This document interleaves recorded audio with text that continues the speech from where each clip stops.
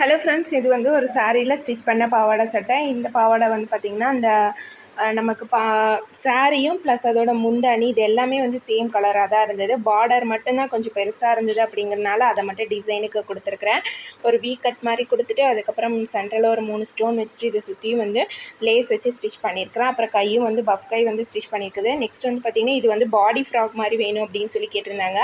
அதனால் பாடி ஃப்ராக் மாதிரி தான் வச்சு ஸ்டிச் பண்ணியிருக்குது.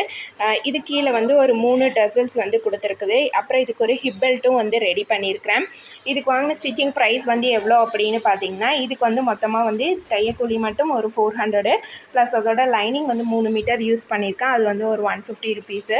சேம் வந்து இதே மாதிரியே வந்து அந்த சாரிலேயே இன்னொரு 2 மந்த் பேபிக்காக ஸ்டிச் பண்ண ட்ரெஸ் தான் வந்து இது.